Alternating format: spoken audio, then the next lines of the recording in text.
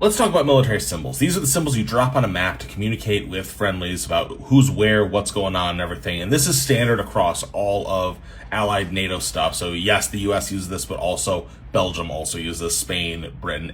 This is pretty common across many nations. So first thing we have to understand is that friendly units are blue rectangles, enemy units are red diamonds. That's one of the most basic things there. And then the symbol on the inside of the icon shows what type of unit it is. For example, the X is infantry, reminiscent of the old crossed ammo belts that infantry used to wear hundreds of years ago. Recon has the slash, indicative of the old recon, the cav sashes that they would wear. Armor has the oval, that's supposed to be tank tracks. Mechanized infantry, of course, you're mixing the tank tracks plus the infantry cross. Mortars, we'll talk more over there, but mortars have the circle with the arrow coming out of it. Artillery is just a big dot, supposed to be a cannonball. Medical has the medical cross.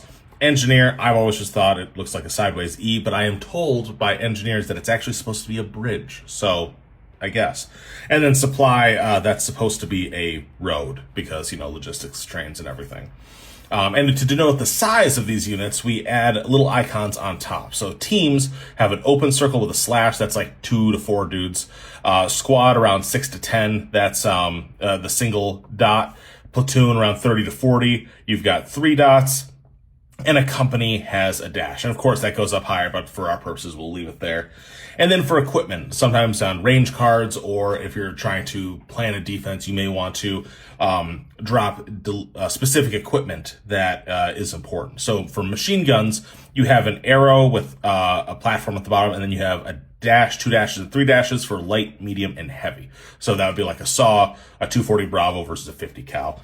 And then for mortars, you have, like I said, the circle with the arrow. Grenade launchers is a circle through the arrow. And the AT rocket has the upper chevron on top of the arrow with the tail. For AT systems, you can kind of play around with these a little bit. They're more intuitive than you might think.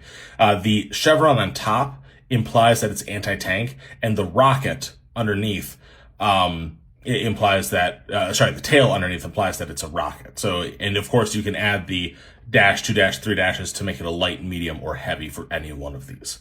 For vehicles, wheeled trucks, utility vehicles, pickup trucks, even Humvees could be denoted like this. APCs are armored personnel carriers. They look like that, something more like an M113. And then an IFV, that's going to be more common today, like the Bradleys, the BMPs, and all that stuff. And then we've got tanks, which is the rectangle and the sides there. Helicopters, pretty identifiable. And the drone, which is super relevant today, which is just that little V like you're drawing a seagull. But yeah, so those are the basic military symbols. Of course, you can go check out the manual 1-02, which has, it's like 800 pages to explain all of this stuff. But if you understand this, you understand the 80% of the problem of military symbols, and you can probably understand most of what's going on.